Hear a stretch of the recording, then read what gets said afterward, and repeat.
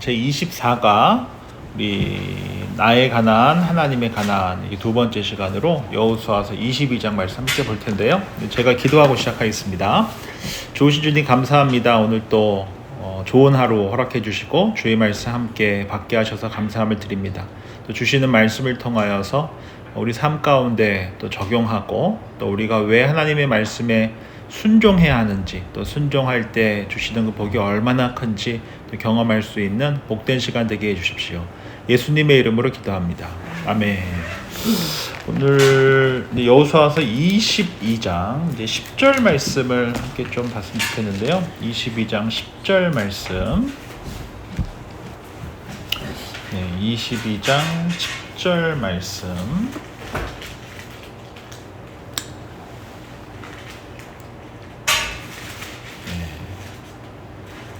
22장 10절 말씀. 권사님 그 성경책 안 갖고 오셨어요? 저기 아닌가? 성경책? 예. 안 가지고. 오케이. 10절 말씀 우리 함께 보겠습니다. 루벤 자손과 므낫세 반 지파가 가나안 땅 요단 언덕가에 이르자 거기서 요단가에 제단을 쌓았는데 보기에는 큰 제단이었더라. 아멘. 이제 우리가 벌써 많이 왔어요. 여호수아서 이제 22장 우리 지난주 거 생각해 보면 이제 7년여간의 큰 전투들이 다 끝나고 땅 분배를 하고 이제 요단 동편에 이미 두 지파 반이 목축하기에 너무나 좋았었던 그 땅을 미리 받았었던 이 두 지파 반이 이제 고향에 돌아간 내용을 우리가 지난주에 함께 살펴봤었고 그 다음에 이 두 지파 반이 돌아가는 길에 제단을 쌓게 되는데 그 제단이 큰 오해가 되는 내용을 오늘 살펴보면서 우리가 인생을 살아가면서 얼마나 많이 오해를 하면서 살아요. 얼마나 많은 오해 가운데 삽니까? 이 모양 저 모양으로. 근데 이 오해가 이해가 되게 하기 위해서 어떠한 일들이 좀 필요한지 오늘 좀 본문과 통하여서 함께 좀 살펴보는 시간이 되었으면 좋겠습니다. 우리 10절부터 13절까지 말씀 우리 박주현 집사님께서 좀 읽어주시면 감사하겠습니다. 르우벤 자손과 갓 자손과 므낫세 반 지파가 가나안 땅 요단 언덕가에 이르자 거기서 요단가에 제단을 쌓았는데 보기에 큰 제단이었더라. 이스라엘 자손이 들은즉 이르기를 르우벤 자손과 갓 자손과 므낫세 반 지파가 가나안 땅의 맨 앞쪽 요단 언덕가 이스라엘 자손에게 속한 쪽에 제단을 쌓았다 하는지라. 이스라엘 자손이 이를 듣자 곧 이스라엘 자손의 온 회중이 실로에 모여서 그들과 싸우러 가려 하니라. 예. 이스라엘 자손이 제사장 엘라아살의 아들 비느하스를 길르앗 땅으로 보내어 르우벤 자손과 갓 자손과 므낫세 반 지파를 보게 하되. 예, 감사합니다. 우리 1번 보면 요단 서편 땅을 기업으로 받은 9지파 반 사람들은 요단 동편의 2지파 반 사람들과 전쟁을 치르려 했습니다. 그 이유가 무엇이냐라고 되어졌을 때 우리 10절부터 23절까지의 말씀을 보면 요단가에 제단을 쌓았는데 보기에 큰 제단을 쌓았다. 그리고 그 소식을 듣고 이 9지파 반의 그 실로에 모여서 사람들이 모여서 이제 그들과 싸워야 되겠다 라고 이제 이야기를 하게 되고 이스라엘 자손이 제사장 엘르아슬의 아들 비느하스를 길르앗 땅으로 보내어 이 두 지파 반을 만나게 하는 그 내용을 이제 담고 있는데요. 여기서 이제 중요한 것은 죄송합니다. 이 요단가에 이 자신의 집으로 돌아가는 그 길에 큰 제단을 쌓았다는 것이고 두 번째 중요한 것은 이 두 지파 반이 집으로 돌아가는 길에 쌓았던 것이고 왜 그들이 이제 오해를 받게 됐냐라고 하는 것이 중요할 텐데 즉 이스라엘 백성들에게 있어서 하나님께서 정하신 제단 즉 성막이 있는 곳에서만 예배를 드려야 하는데 지금 이 실로가 아닌 다른 곳에 두 지파 반이 이미 받은 그 땅에다가 가는 길에 큰 큰 제단을 세움으로 인하여서 이것은 옳지 않다라고 하는 생각이 이미 다 알고 있었던 내용들이거든요. 근데 충분히 이 다른 지파 사람들과 이야기를 하지 않고 그냥 가는 길에 이 두 지파 반이 자기 나름대로 의미를 부여하여서 큰 증거 제단을 쌓음으로 인하여서 큰 오해로 번지게 되고, 이 오해가 결국 어떻게 됩니까? 9지파 반, 요단 서편의 땅을 받은 사람들이 뭐 하겠다고 이야기해요? 싸우겠다고 이야기하는 것을 우리가 여기서 볼 수 있는 것이죠. 사실은 여호수아서 22장에 보면 이 동편 지파와 서편 지파가 소통이 되지 않아서 오해하는 이 비슷한 사건이 성경에서 사실은 반복적으로 나오게 돼요. 이 사무엘의 어머니 한나가 성막에서 간절히 기도하는데 입술만 움직이고 소리를 내지 않고 열심히 기도하고 있자 그 당시 제사장이었던 엘리 제사장이 뭐라고 이야기했어요? 너희 왜 술 취했냐? 그러니까 겉모습만 보고 뭐 했다는 것을 알 수 있습니까? 잘못 판단했었다는 거죠. 그러니까 겉모습만 보고 사람의 신앙이나 뭐 이런 것들을 판단하는 것이 굉장히 위험하다라고 하는 것을 우리가 볼 수 있고요. 또 사무엘이 첫 번째 이스라엘 왕이었던 사울이 이제 하나님께 순종하지 않고 자기 마음대로 하자, 이제 하나님의 뜻을 받들어서 이새의 아들들 중에 다음 왕을 세우러 갈 때 첫 번째 아들을 딱 보고 기름 부을 자가 틀림없다라고 했는데 왜 그랬죠? 그의 외모가 너무 건장하고 괜찮아 보였었던 거예요. 근데 하나님께서는 사람을 선택할 때 또 보실 때 무엇을 보신다고 했습니까? 사람을 외모를 보지만 하나님께서는 중심을 보신다라고 이야기하시고, 결국 그 자리에 있지도 않고 막내가 양치러 간 그 다윗이, 막내였던 다윗이 그 다음 왕이 되잖아요.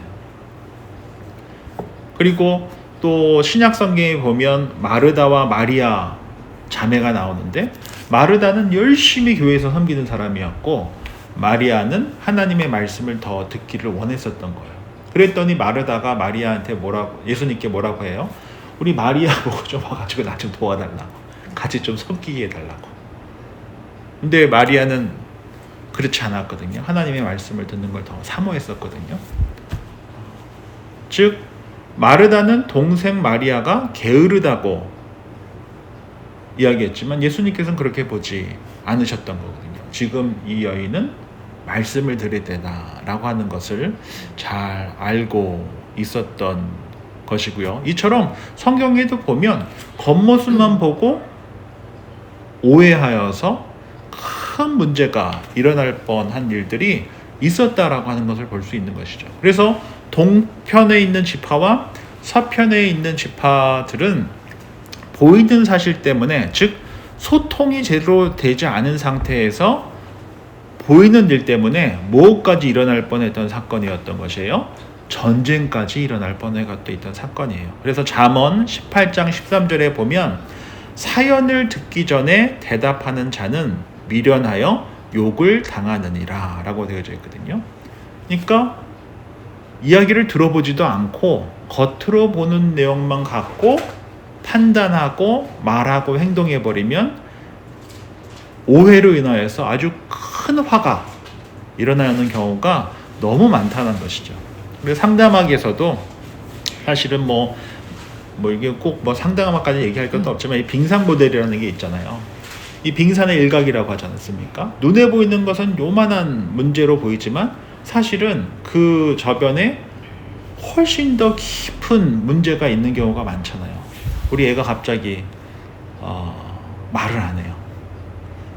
왜 말을 안 해?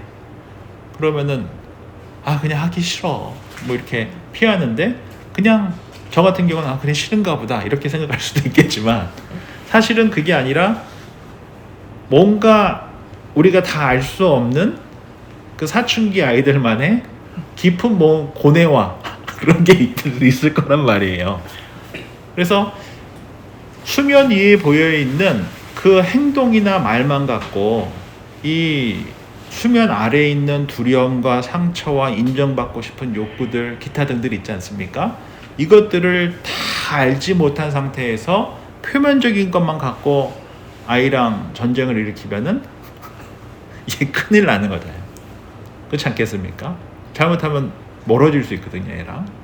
그런 경우가 사실은 얼마나 많아요. 이런 빙상 모델이라고 하듯이 이 여호수아서 22장의 이 동편 지파 사건도 비슷하다는 것이죠. 겉으로 보기에는 아홉 지파 반과 서쪽 지파 사람들과 이야기도 하지 않고 큰 제단을 세움으로 인해서 서쪽 지파 사람들은 이것을 어떻게 봤어요? 그건 배교다, 우상 숭배다, 12지파를 깨트리는 행위다 라고 오해를 했었다라고 하는 것을 우리가 잊어서는 안 된다는 것이죠. 제가 롱통케어에서 봉사할 때 카렌 할머니라는 분이 계셨었는데요. 그분이 이제 몸이 좀 많이 불편하신 분이셨어요. 근데 이제 제가 이제 말동무도 들어드리고 굉장히 차가운 어른이셨는데 또 자녀분이 그 롱통케어 계시는 동안에 막내 아들이 부모 돈 관리해 준다고 해놓고 다 빼다 쓴 거예요. 싹 빼다 쓴 거예요. 그래서 안 봐요. 자녀랑 뭐 그런 상황이 됐었던 거예요. 얼마나 마음에 큰 상심이 있으시겠어요. 그래서 뭐 이런저런 얘기 하다가 저한테 이런 좋은 얘기를 한번 해주셨어요. 제가 이전에 설교 시간에서 한번 얘기했었는데 인생을 살면서 자기가 보기에 가장 중요한 게 guessing하지 말고 asking 해라. 지금도 제가 딱 기억이 남아요.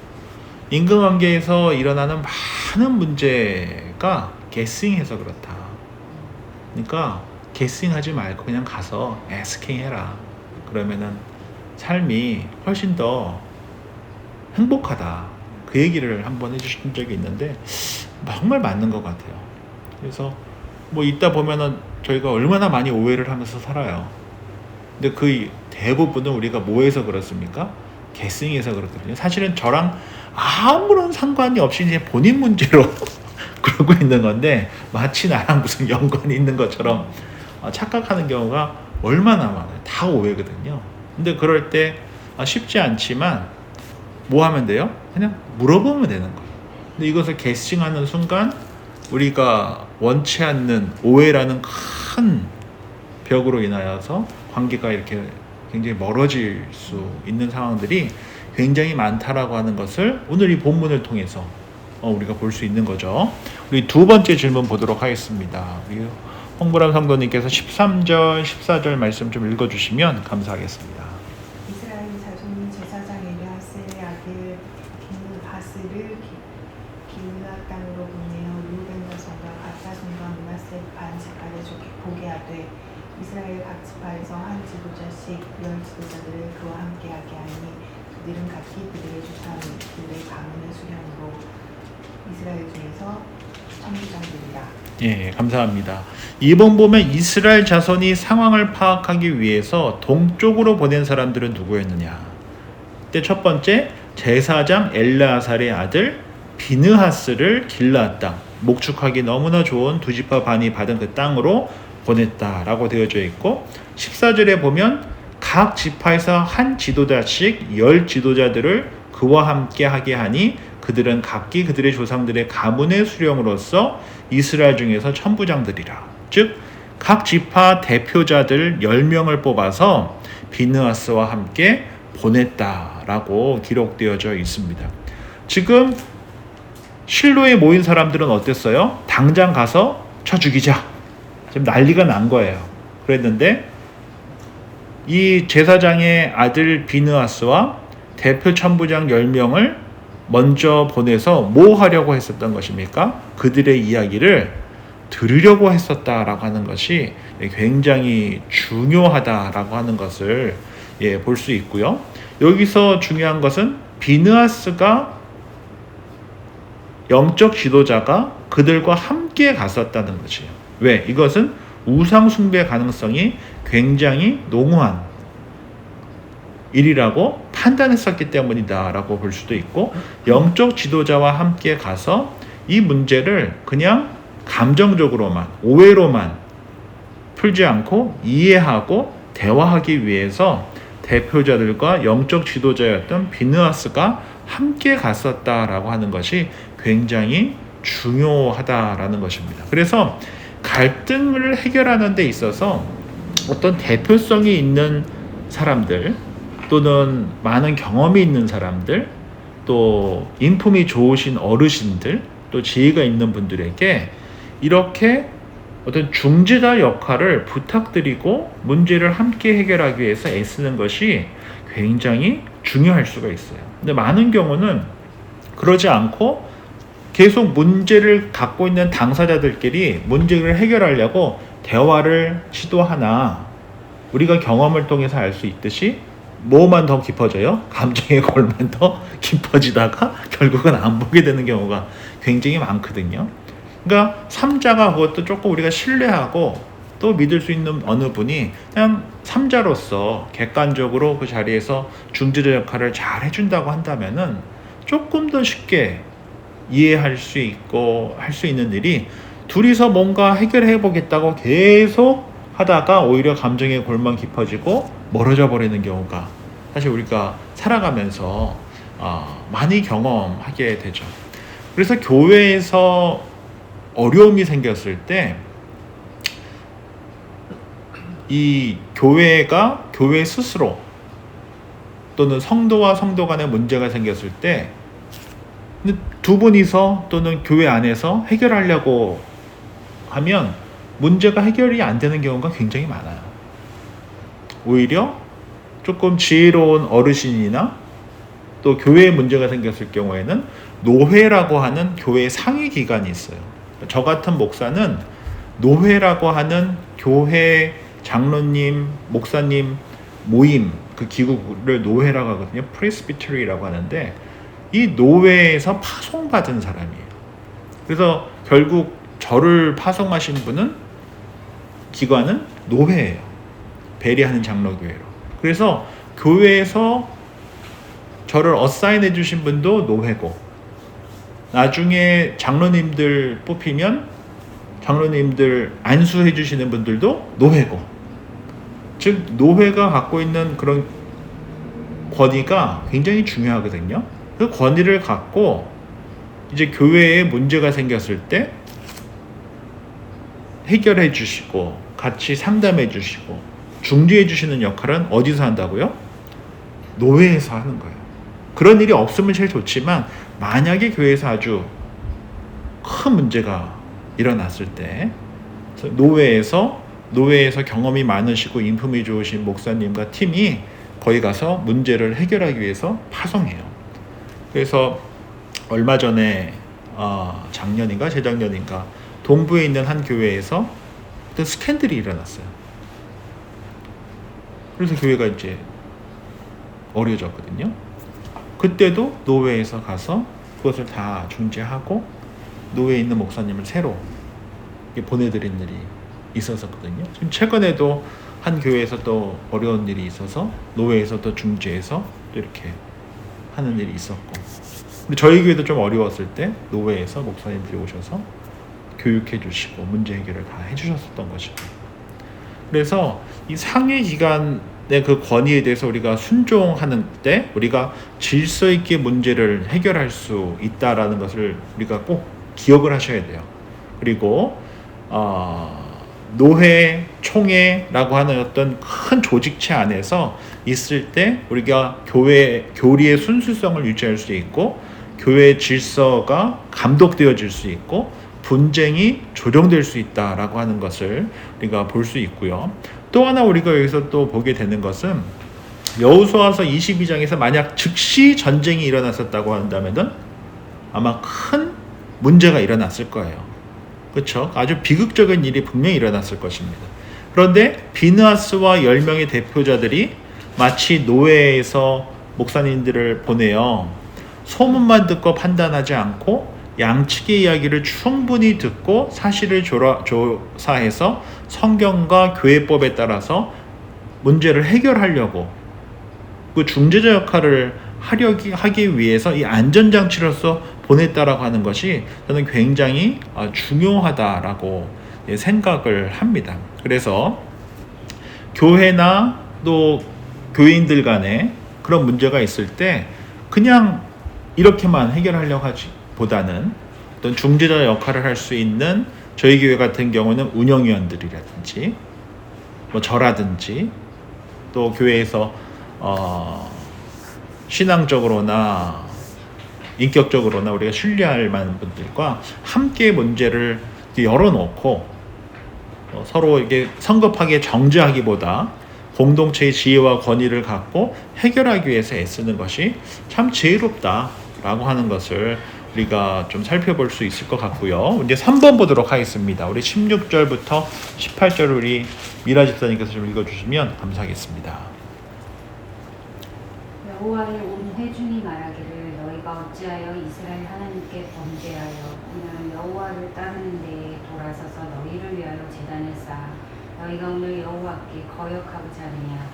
모래 죄악으로 말미암아 여호와의 회중에 재앙이 열대렸으나 오늘까지 우리가 그 죄에서 정결함을 받지 못하였거늘 그 죄악이 우리에게 부족하여서 오늘 너희가 돌이켜 여호와를 따르지 아니하려고 하느냐. 너희가 오늘 여호와를 배역하면 내일은 그가 이스라엘 온 회중에게 진노하시리라. 예, 감사합니다. 요단 서쪽의 대표단은 요단 동편의 사람들에게 그들이 쌓은 제단을 지칭하며 하나님을 향한 배역과 하나님의 진노를 어떤 날로 표현하고 있냐라고 되어져 있을 때 여기 16절부터 18절까지 계속 반복되어져 쓰이는 그 단어가 있죠. 오늘이라고 하는 단어가 반복적으로 쓰여 있는 것을 볼 수가 있어요.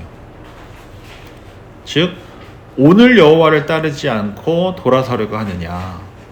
오늘이라고 하는 단어가 16절부터 이제 18절까지 계속 반복적으로 나오고 있는 것을 보면서 결국 오늘이라고 하는 이 시간 속에서 하나님을 따르지 않고 오늘이라고 하는 시간 속에서 정결하지 못하고 오늘 하나님을 배역한다라고 한다면은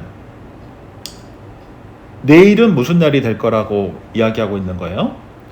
진노의 날이 될 것이다 라고 말씀하고 있는 것이죠. 그래서 인생이라는 것은 사실 저는 그렇게 생각해요. 인생은 그냥 하루하루가 쌓인 게 인생이잖아요.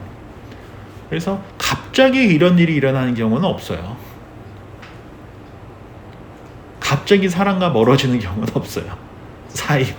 쌓여서 갑자기 몸이 망가지고 갑자기 어떻게 되고 갑자기 하나님과 멀어지는 것이 아니라 그런 시간들이 쌓이고 쌓일 때 결국 문제가 되고 심판의 자리로 나아가게 된다라고 하는 것을 볼 수 있다라고 하는 것이죠. 그래서 결국 오늘이라고 하는 시간을 내가 어떻게 살아가느냐, 하루하루 살아요. 이것이 정말 정답인 것 같아요. 하루하루 내가 하나님 앞에서 어떻게 살아가느냐. 그럴 때 하나님께서 우리를 가장 좋은 길로, 완전한 길로 이렇게 인도해 주실 것을 신뢰하고 오늘을 우리가 하나님만 신뢰하면서 살아가는 것이 얼마나 중요한가를 다시 한번 볼 수 있는 것이죠. 그래서 우리 스스로에게 한번 이렇게 물어보는 게 참 필요한 것 같아요. 나는 오늘 하나님과 가까운가? 아니면 멀어져 있는가? 나는 오늘 우리 가족과 가까운가? 좀 멀어져 있는가? 나는 오늘 작은 타협을 좀 가볍게 여기고 있는 것은 아닌가? 너무 작은 타협 속에서 살아가고 있는 것은 아닌가? 이것을 우리가 스스로 점검하고 또 생각할 때 우리에게 주어질 그 내일이 더욱더 하나님 보시기에 아름다울 수밖에 없다라고 하는 것을 볼 수 있는 것이죠. 우리 이제 4번 보도록 하겠습니다. 우리 19절 말씀을 구건사님께서 한번 좀 읽어주시겠습니까? 18절은 아니고. 예, 19절만 좀 부탁드리겠습니다. 그런데 너희의 소유지가 만일 깨끗하지 아니하거든 여호와의 성막이 있는 여호와의 소유지로 건너와 우리 중에서 소유지를 나누어 가질 것이니라. 오직 우리 하나님 여호와의 제단 위에 다른 제단을 쌓음으로 여호와를 거역하지 말며 우리에게도 거역하지 말라. 예, 4번 보면 19절에서 요단 서쪽의 대표단은 요단 동편의 사람들에게 여호와를 거역하지 말고 우리에게도 거역하지 말라라고 말합니다. 19절에서 대조가 되는 어구는 무엇입니까? 19절에 보면 너희의 소유지와 여호와의 소유지가 이렇게 대조가 되고 있죠. 그리고 뒤에 보면은 하나님 여호와의 제단과 다른 제단이 대조가 되고 있는 것을 볼 수가 있습니다. 즉, 이 대조가 중요한 것은 이 비느하스라고 하는 당시 제사장 엘리아살의 아들이 이야기하기를 지금 17절에 보면 부올의 죄악이라고 있잖아요. 거기에 한번 밑줄을 쳐보시고 20절에 보면 세라의 아들 아간 이야기가 나오거든요. 즉, 이 부올의 죄악이 뭐였습니까? 이스라엘 백성이 요단강으로 넘어오기 전에 어떤 일이 일어났었죠? 우상 숭배를 하고 성찬들과 간음을 하고 그런 아주 죄악의 일들이 있었단 말이에요. 그로 인하여서 하나님께 큰 심판을 당했었죠. 또 아간의 범죄로 인하여서 어떤 일이 일어났습니까? 큰 실패가 있었잖아요. 하나님께서 당연히 주실 그 땅을 받지 못하는 일이 있었잖아요. 이처럼 이 12개의 질파가 하나가 되지 못하고 소유지를 따로 갖고 제단을 따로 쌓기 시작하면 어떻게 된다라고 이야기하고 있어요? 하나님 안에서 하나가 될 수 없으니 너희가 뭐라고 하는 거예요? 지금 19절 말씀을 보면 만약 너희가 살아가는 그 소유지가 깨끗하지 않고 너희가 하나님 외에 다른 제단을 쌓을 것 같으면 어떻게 하라는 거예요? 우리한테 오라는 거예요. 우리가 이 요단 서편에 땅을 분배한 그 땅을 다시 나누어 갖자 라고 하면서 이 엘리아살의 아들 비느하스가 이렇게 권면을 했었다라고 하는 것을, 이렇게 중재를 했었다라고 하는 것을 우리가 볼 필요가 있는 것입니다. 왜 이것이 중요하냐면 비느하스와 이 10명의 대표자들에게 있어서 중요한 것은 이 부올의 죄악 때처럼 아간의 죄악 때처럼 이 공동체 가운데 작은 욕심과 작은 부패와 작은 죄악이 공동체 전체를 어떻게 할 수 있다는 거예요? 죄악으로 가득하게 할 수 있다 라고 하는 것을 과거의 경험을 통하여서 이미 알고 있었던 것이에요. 왜? 너의 실수가 그냥 너의 실수로 끝나는 것이 아니라 우리의 실수가 될 수가 있고, 너의 범죄가 너의 범죄로 끝나는 것이 아니라 우리의 범죄로 귀결될 수도 있고, 결국 12지파가 깨지는 것은 하나님 앞에서 불완전하고 오히려 불순종이 되어서 하나님께 심판받을 수밖에 없다라고 하는 것을 과거의 사례, 이 두 개의 사례죠. 부올의 죄악과 아간의 범죄를 통하여서 이 귀한 공동체가 너무나 깊이 잘 알고 있었던 것이에요.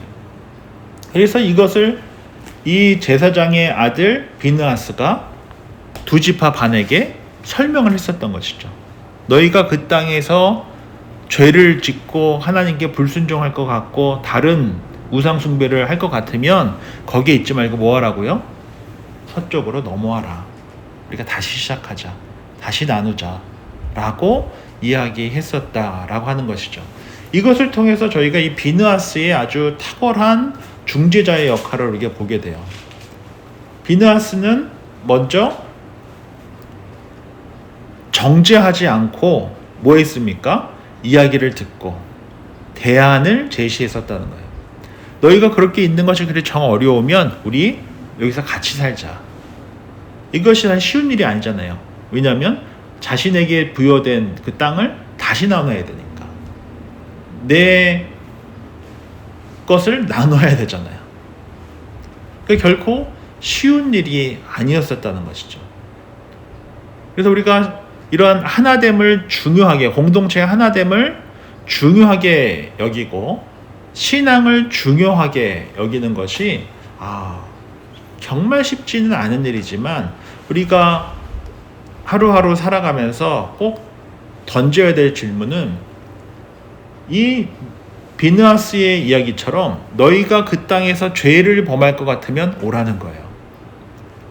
땅은 잃을 수 있지만 뭐는 잃어서는 안 된다는 겁니까? 하나님을 잃어서는 안 된다는 것이에요. 땅을 잃을 수도 있지만 너희가 하나님만 예배하는 것은 잃어서는 안 된다는 거예요.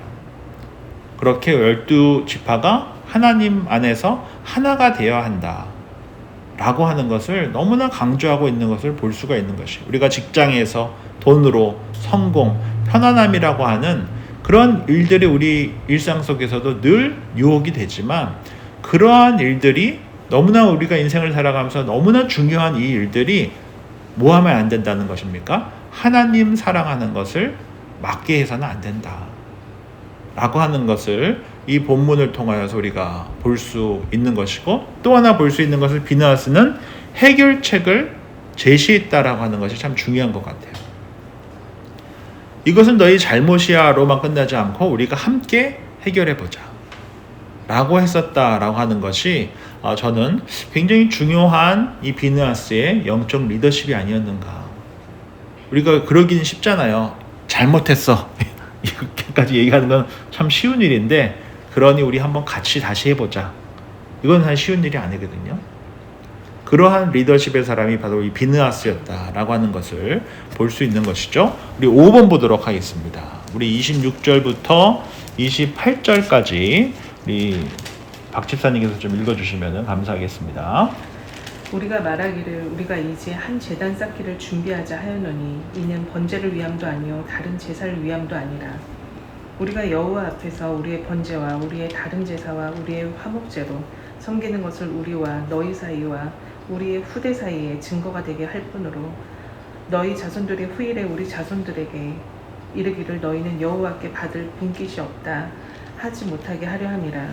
우리가 말하였거니와 만일 그들이 후일에 우리에게나 우리 후대에게 이같이 말하면 우리가 말하기를 우리 조상이 지은 여호와의 제단 모형을 보라.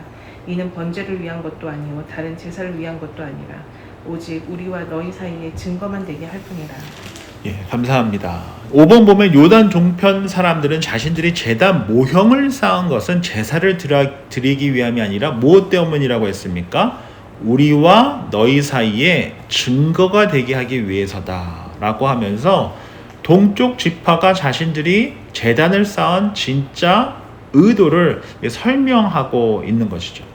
서쪽 지파 입장에서는 별도의 제단을 세운 것은 배교의 시작이라고 생각했지만 오해했지만 동쪽 지파는 전혀 다르게 이야기를 하고 있는 것이에요. 우리가 제단 26절에 보면 우리가 제단을 쌓고자 한 것은 번제나 다른 제사를 드리기 위한 것이 아니라 너희와 우리가 하나라고 하는 것을 기억하기 위해서였다. 우리가 너희 사이에 증거를 세우기 위해서 세웠던 것이다 라고 이야기하고 있는 것을 볼 수 있는 것이죠. 그러면 왜 이런 오해가 시작됐을까요? 충분히 이야기를 하지 않아서일 거라고 저는 생각이 들어요. 소통하지 않고 먼저 행동부터 했기 때문이라고 생각을 해요. 우리도 좀 살아가면서 행동 뒤에 의도를 살필 수 있는 게 참 쉽지가 않더라고요. 그래서 우리가 좋은 관계 속에서 살아가는 것이 참 중요한 게, 사실 guessing보다 asking이 중요한지는 잘 알겠는데 이 asking이 쉽지가 않은 거예요. 그렇지 않습니까? 뭐가 안 되면? 관계가 안 되면. 그래서 좋은 관계 속에서 있는 것이 참 중요하다라고 하는 것을 보게 되고, 우리가 guessing 해버리는 것은 말 한마디, 행동 하나, 결정 하나로 쉽게 판단하는 경우가 많이 있는데, 그것은 우리가 바른 관계 속에 있지 않은 경우가 많고, 또 그래서 asking 하지 못하고 guessing 해버리는 경우가 참 많다라고 하는 것을 또 볼 수가 있고요. 또 하나 우리가 말씀드린 것처럼 이야기를 하고 행동을 하면 되는데, 행동하고 이야기하게 되면 결국 이런 큰 오해가 생기는 경우가 많다라고 하는 것을 우리가 볼 수 있고요. 마지막 세 번째로는 이 동쪽 지파가 갖고 있었던 중요한 점이 뭐였냐면, 이들은 우리가 전에 한번 제가 지도를 보여드려서 기억을 하겠지만 갈릴리 호수가 있고 요단강이 있고 사이가 있단 말이에요. 요 사이를 물들을 두고 동편과 서편이 쫙 나눠져 있어요. 그러니까 한 세대만 지나도 이 두 지파반이 어떠한 마음이 있었던 거예요? 남이 될 수도 있겠구나. 그래서 가는 길에 제단을 쌓고 우리가 남남이 아니라 뭐라는 것이에요? 한 공동체다. 그것을 기념하기 위해서 제단을 쌓았는데, 이 두 지파반도 너무나 좋은 의도를 갖고 쌓았던 거잖아요.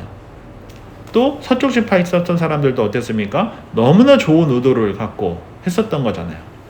왜? 우리는 너희가 우상 숭배하는 것을 볼 수 없다. 너희가 하는 것은 부올의 저주와 마찬가지고 아간의 범죄와 마찬가지인 거다. 거룩한 의분을 갖고 이야기했었던 것이고, 두 지파 반은 다음 세대를 향한 신앙 양육을 위한 열심 때문에 그렇게 했었던 거란 말이에요. 둘 다 거룩하고 너무나 좋았었던 건데 뭐 하지 못했을 때 문제가 됐었던 거예요? 소통하지 않았을 때. 결국 이것이 고통이 되었었다라고 하는 것을 볼 수 있는 것이죠. 그래서 우리가 이 공동체 안에서 하나라고 하는 것, 이것을 기억하는 것도 너무나 중요하고, 다음 세대에게 신앙의 대입기를 위해서 애쓰는 것도 너무나 중요하나, 가장 중요한 것은 뭐라는 거예요? 소통하고 행동하는 것이 참으로 중요하다라고 하는 것을 이 본문을 통해서 볼 수 있게 된다라고 볼 수 있을 것 같습니다. 6번 보도록 하겠습니다. 우리 30절부터 33절까지 우리 홍보랑 선정님께서 좀 읽어주시면 감사하겠습니다. 제사장 비니아스와 그와 함께한 회중의 지도자들 곧 이스라엘 천천히 수령자들이 루벤 자손과 갓 자손과 므낫세 자손의 말을 듣고 좋게 여긴지라. 제사장 엘르아살의 아들 비니아스가 루벤 자손과 갓 자손과 므낫세 자손에게 이르되, 우리가 오늘 여호와께서 우리 중에 계신 줄 아노니 이는 너희가 이 죄를 여호와께 범하지 아니하였음이니라. 너희가 이제 이스라엘 자손을 여호와의 손에서 건져내느니라 하고, 제사장 엘르아살의 아들 비니아스와 지도자들이 루벤 자손과 갓 자손을 떠나 기브의 땅에서 가나안 땅 이스라엘 자손에게 돌아와 그들에게 보고하매, 그 일이 이스라엘 자손을 즐겁게 한지라. 이스라엘 자손이 하나님을 찬송하고 루벤 자손과 갓 자손이 거주하는 땅에 가서 싸워 그것을 멸하자 하는 말을 다시는 하지 아니하였더라. 6번 보면 요단 서편의 대표단은 요단 동편의 사람들의 말을 듣고 좋게 여겼습니다. 그래서 대표단은 이스라엘 자손에게 돌아와 보고하였을 때 그것이 그들을 즐겁게 했습니다. 그래서 어떤 말을 다시는 하지 않게 되었습니까? 싸워 그것을 멸하자. 그들이 급한 마음에 시간을 갖지 않고, 만약에 대표단과 비느하스를 보내지 않았다라고 한다면 이것은 큰 전쟁이, 큰 싸움이 일어날 뻔했었던 일이었는데, 그렇게 대표단을 보내서 오해가 이해가 됐을 때, 그렇죠? 그때야 비로소 공동체가 하나라고 하는 것을 기억하게 됐고, 두 지파 반이 다음 세대를 향한 거룩한 열심을 갖고 있었다라고 하는 것을 이해하게 되어서 이 12지파 모두 다 뭐 했다는 것을 알 수 있어요? 즐겁고 행복했다, 감사했다, 그리고 오해가 해소됐다, 판단이 바로잡혔다, 공동체가 회복됐다, 전쟁의 필요성이 사라졌다 라고 하는 것을 볼 수가 있는 것이죠. 그래서 이 본문을 통해서 우리가 하나 더 보게 되는 것은, 우리가 살아가면서 경험하게 되는 많은 일들은 사실 악의 때문에 일어나는 일보다 오해 때문에 시작되는 일이 너무나 많다라고 하는 것을 볼 수 있고요. 결국 대화를 통해서 시간을 갖고 또 중지자의 도움 속에서 우리가 천천히 시간을 갖고 기도하면서 이해하려고 애쓰다 보면은 오해가 오히려 이해가 되고 더욱더 가까운 관계가 될 수도 있다라고 하는 것을 볼 수 있는 것이죠. 그래서 우리가 충분히 듣기 전에 결론부터 내리지 않는 것이 참으로 중요한 것 같아요. 듣지 않고 판단하고 확인하지 않고 결론 내리고 추측을 사실처럼 믿는 것은 옳지 않다라고 하는 것이고요. 또 만약 우리가 잘못 판단했다라고 한다면은 그 오해했다는 것을 인정을 하고 그리고 수정하면 된다라고 하는 것을 볼 수 있고요. 또 우리가 사랑하는 관계 속에서 우리는 막 승리하려고 하는 그런 욕구들이 있을 수 있거든요. 내가 이겨야 되고 내가 맞아야 된다. 근데 그게 중요한 게 아니잖아요. 우리 자녀 이겨서 뭐합니까? 그렇지 않아요? 자녀랑 바른 관계 속에서 있는 게 중요하지 우리가 자녀 이겨서 뭐 할 거예요? 사랑하는 우리 공동체 안에서 이겨서 뭐 할 건데요? 우리가 화해하고 좋은 관계 속에서 있는 것이 중요하죠. 누가 옳은가 그런가가 중요한 게 아니라 우리가 하나님 앞에서 어떤 관계 속에서 살아가느냐 이것이 정말 중요한 것 아니겠습니까? 그래서 이 오늘 본문을 통해서 우리가 기억할 것은 누가 이겼는가가 아니라 하나님 앞에서 하나 되는 것이 이렇게 하나님께 큰 기쁨이 되는 것이구나. 화해하고 또 한 공동체로 살아가는 것이 참으로 기쁜 일이구나 라고 하는 것을 볼 수 있고요. 마지막으로 이제 7번 볼 텐데요.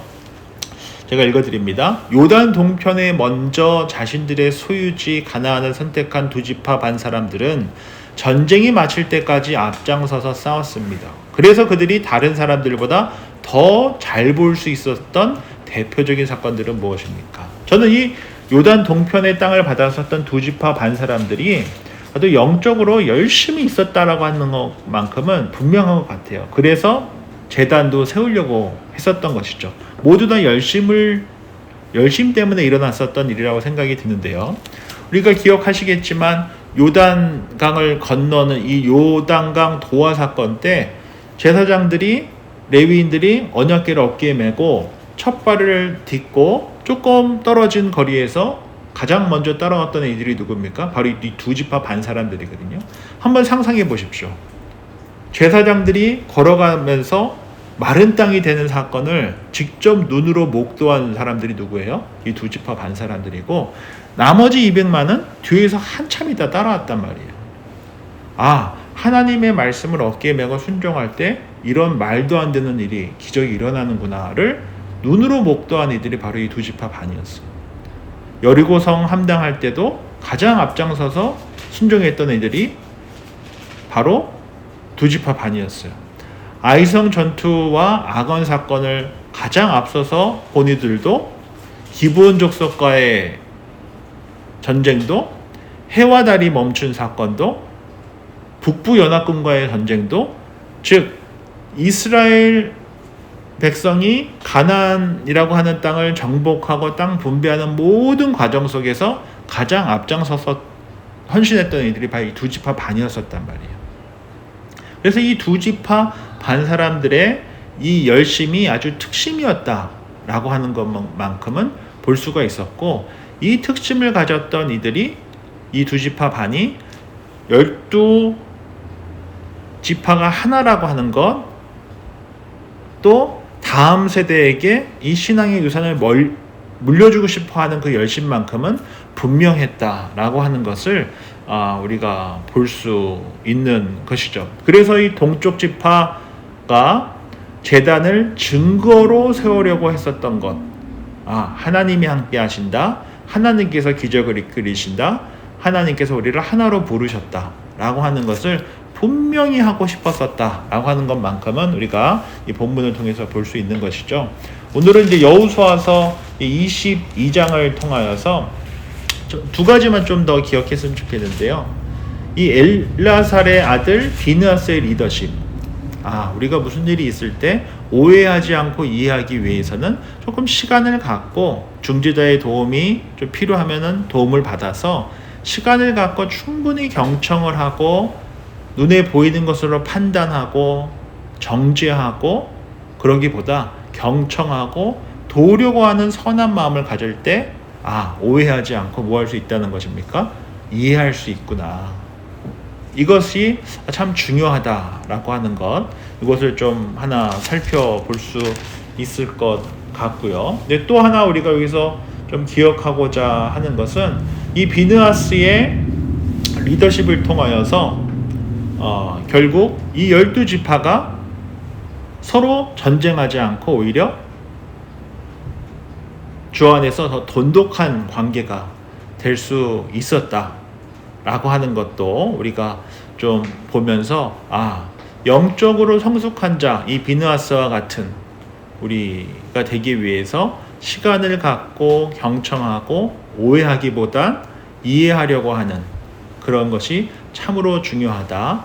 그리고 이기려고 하지 말고 우리가 하나님 앞에서 화해되고 또 하나된 모습으로 살아가기 위해서 애쓰는 것이 참 중요하다라고 하는 것을 우리가 오늘 본문을 통해서 함께 살펴